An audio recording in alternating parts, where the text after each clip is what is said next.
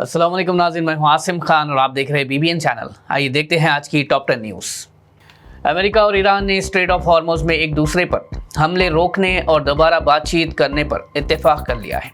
Reports के मुताबिक दोनों मुल्क कतर के दोहा में मुलाकात करेंगे, जहां स्ट्रेट ऑफ हॉर्मुज़ से मुतालिक तनाज़ा और समुद्री रास्तों की हिफाजत पर फिर से बात होगी। अमेरिका का कहना है कि फिलहाल दोनों तरफ से हमले रोक दिए गए हैं और तिजारती जहाज़ों की आमद और रफ्त जारी रहेगी, जबकि ये बातचीत इलाके में तनाव कम करने की एक अहम कोशिश मानी जा रही है।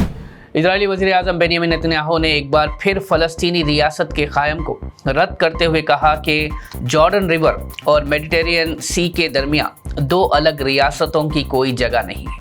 उन्होंने दावा किया कि जंग के बाद इजराइल में इस मामले पर अवाम की राय बदल चुकी है और अक्सरियत फ़लस्तीनी रियासत के खिलाफ है।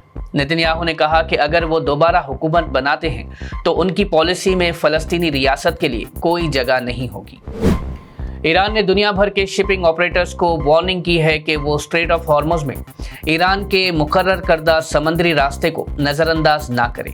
ईरान के वज़ीर ख़ारजा अब्बास आरागची ने कहा कि अगर जहाज़ इस रास्ते को बाईपास करने की कोशिश करेंगे तो इलाके में तनाव और बढ़ सकता है।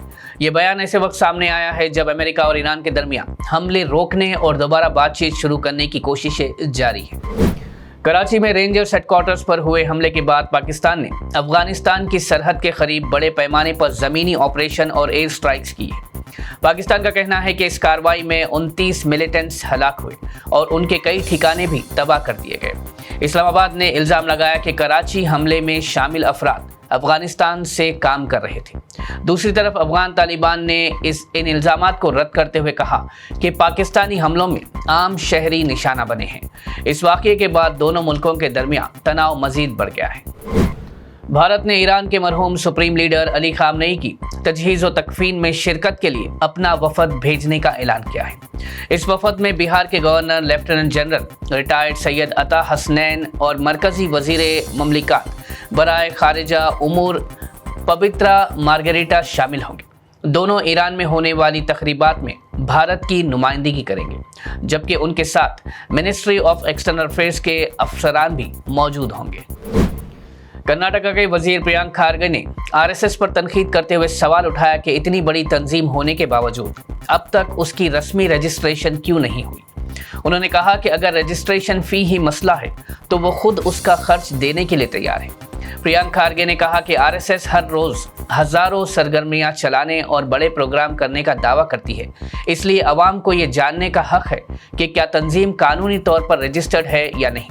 उन्होंने ये भी कहा कि अगर रजिस्ट्रेशन पहले से मौजूद है तो उसके डॉक्यूमेंट्स सबके सामने पेश किए जाए और अगर नहीं है तो फ़ौरन रजिस्ट्रेशन करवाया जाए।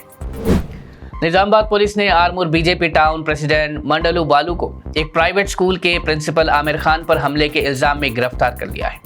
पुलिस के मुताबिक उर्दू पढ़ाने को लेकर हुए तनाज़े के बाद बालू और उनके साथियों ने स्कूल पहुंचकर पुलिस की मौजूदगी में प्रिंसिपल के साथ मारपीट की थी, जिसके बाद उनके खिलाफ केस दर्ज किया गया था। पुलिस ने बताया कि उन्हें तहकीक के सिलसिले में हिरासत में लिया गया है और कोर्ट में पेश किया जाएगा।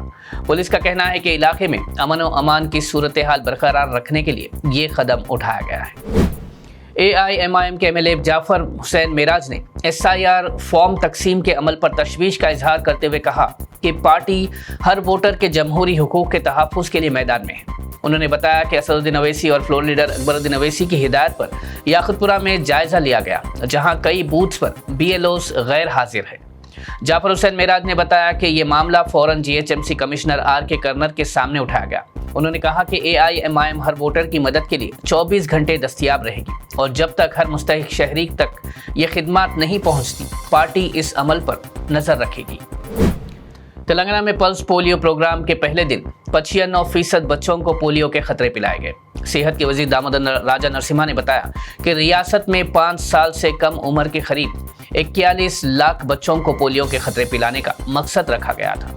तमाम ज़िलों में 90% से ज़्यादा बच्चों को खतरे पिलाए गए, जबकि रंगारेड्डी 99% के साथ सबसे आगे रहा। हैदराबाद में 4,81,706 बच्चों को पोलियो के खतरे पिलाए गए। अब अगले 2 दिन आशा वर्कर्स घर घर जाकर उन बच्चों को भी पोलियो के खतरे पिलाएंगे जो पहले दिन रह गए, ताकि कोई भी बच्चा इस प्रोग्राम से रह न जाए। हैदराबाद के बोरावंडा इलाके के 40 साल कैब ड्राइवर शेख मुजबिल रहमान ने मुबैना तौर पर SIR के दौरान वोटर लिस्ट से नाम हटने के खौफ में अपनी जान दे दी। घर वालों के मुताबिक वो पिछले 1 महीने से शदीद जहनी दबाव में थे और इसी फिक्र की वजह से खाना पीना भी कम कर दिया था। उनकी बीवी ने बताया कि उन्हें ये डर सता रहा था कि कहीं उन्हें बांग्लादेश ना भेज दिया जाए और उनके 3 बच्चों, जिनमें 2 जहनी माजूरी का शिकार हैं, उनका मुस्तकबिल क्या होगा। रिश्तेदारों का कहना है कि उन्होंने मुख्तलिफ डॉक्यूमेंट्स ठीक करवाने के लिए करीब 1.5 लाख रुपये खर्च किए थे। पुलिस ने फिलहाल मामला दर्ज कर लिया है और बाकी की तहकीकात जारी है।